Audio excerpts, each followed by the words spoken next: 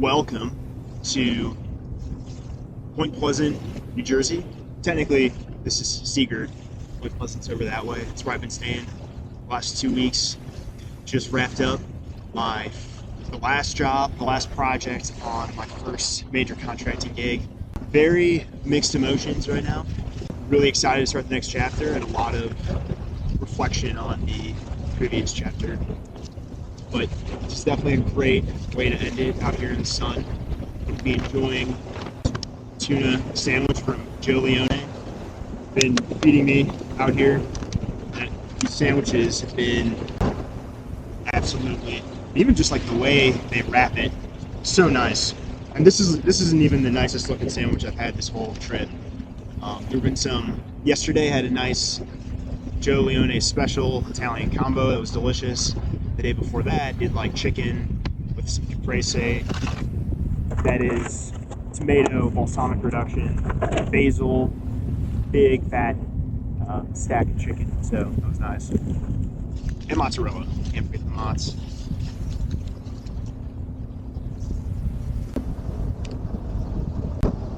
Also providing some big delicious pickles. The bread has been so fresh. All the ingredients. Every sandwich, very delicious.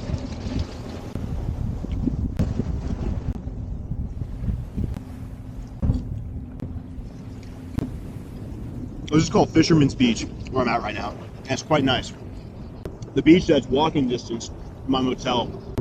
I found a way to come and go freely, but they try to charge you an entrance fee, which I don't feel right about that, because I feel like all public waterways should be accessible to the shoreline, but not my town. I don't live here, just a visitor passing through.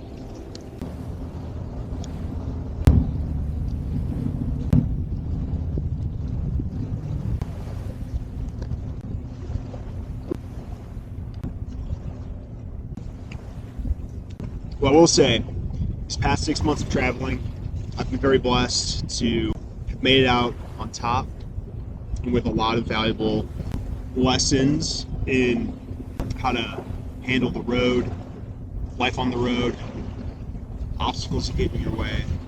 And it's given me a lot of time to think about what I want my YouTube, Instagram thing to be. If you've been following along, you'll know that I like to kind of stay up to date keep people up to date on my travels for fun. I always find new interesting things everywhere I go, so I try to share that with everyone. The format's been a bit haphazard as I've been figuring it out. I'm still way behind on the YouTube content creation. I try to do like short posts on Instagram just to kind of, there's just a few people out there, more than a few, but not a large number, a medium number, like 100, I'd say, of close friends out there who I know are interested to kind of see where I'm at, and who kind of share interests. Boat's got a ton of holes in it. It's pretty cool looking. Yeah, I'm gonna try to keep it entertaining, educational, informative, and fun for me to do. I'm still trying to dial in what this thing is. What makes this fun for me is people react or respond or engage with the content I'm putting out there. That's really what motivates me to produce more of it, and it helps me gauge what's interesting, right? Like, you want to see like the local food stuff, you want to see what's of interest, all the above. So I feel like sometimes when I just ramble on about rocks, I don't really know what I'm talking about, so I don't know how much value that really means to the audience. But that's kind of on the entertainment, creative side. The work stuff I've got coming up, I'm going to be back in the Midwest for the next 4 to 6 months, doing a laser scanning job for an engineering firm in Milwaukee. So going to be commuting to and from Milwaukee a lot, but that'll be its own form of travel that I'll have to adjust to, but it'll be nice being home more often. It has been not easy being away, and that's been one of the big learnings on this trip, is how much you really need to be there for your family. Whoever that is, whatever that is to you, everyone's definition of that's a little bit different, rightly so. But I've kind of learned what that means to me, and yeah, moving forward, I'm going to look solely seek out opportunities that are more local until hopefully there's somebody out there that finds what I do interesting, has a similar skill set, and would like to help me grow this company. Because I basically off this first contract went from 0 to 1, kind of set up this as a viable independent business, and I'd like to scale that to 10, and then 10, and then 10 again, to the point where I can kind of step back and it's like a self-sustaining thing.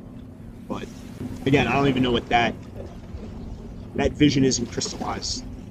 But I kind of have a field of view that I'm focusing in on it. I'd like to continue. I think this next chapter 2. There's also some side projects cooking in between. Don't want to go into that too much because I don't know if there's anything necessarily there. But it's going to be testing out some new technology. NERF. That seems to be like the more photogrammetry solution for anything non-survey related, which the survey works great, but I don't think that is where I want to focus, or where the most opportunity is to focus the business. I'd like to stay 1 foot in the survey world like I always have from the beginning of my career. Even as a geologist, learning about geospatial like data systems and things like that, it's always been very useful, valuable to kind of have in my back pocket, but it is not where the company I'm trying to build is really best suited. I'm thinking more along the lines of, kind of technology implementation, manpower, road warriors that can show up on site and get a good professional quality product to the customer with a full service sort of attitude to that. Because everybody likes full service. On my travels, it's wonderful when you have it, it's terrible when you don't. And I think that really is a big part of the human experience, is having that connection with people, having a mutually pleasant experience. It doesn't need to be high energy, it can be low energy, but as long as both people feel like it was an enjoyable exchange, then that's all, I think, better for a brighter world. But that's not easy, especially when you're trying to get the job done. Working with other people is a art in and of itself, and the more you practice, the better it gets. So, but I think part of that practice is mindful reflection. Part of the intention with this. So, to recap my travels, Texas was all right. It's nice to be down there in December when it was starting to get cold in Chicago. January, not having anything lined up sucked. That's why I'm also looking to build out, I'm going to need a vehicle to get up to Milwaukee every day, or every other day, and at job sites in the future. So I'm going to use my business to purchase a vehicle, and then I think even have work on developing a line of credit that I can use to purchase more vehicles and fleet at some point that I can always fall back on if business is slow, next contract hasn't been initiated yet. So that'll give me something to do in the slow months. And then maybe scale that business to 10x. And then eventually get into boats. I don't know if the boat's going to be ideal for the Milwaukee situation. I think right now it's only going to be dependent on what kind of slips I can find. The one public one that was looking nice is all full. So we'll see what the deal is on the Milwaukee River. And, because ideally you want easy access to facilities if you're going to be using it as like a short-term rental for on an alternative experience. But I think it'll be essential to get a lay of the land and kind of check the pot before I make any serious purchases on the boat. Real nice and peaceful out here. Might go dip in the water here in a minute. That's about all I got cooking. Been looking forward to getting home. Summertime shy. Gonna be going to ARC Music Festival. That's like the only other big thing. House calls, of course, just announced a couple of big things. One at Navy Pier, another at Spin Cycle Round 2, so that'll be fun, exciting things to look forward to on the calendar.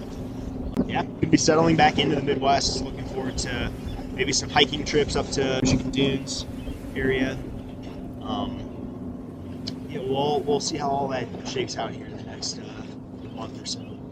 But until then.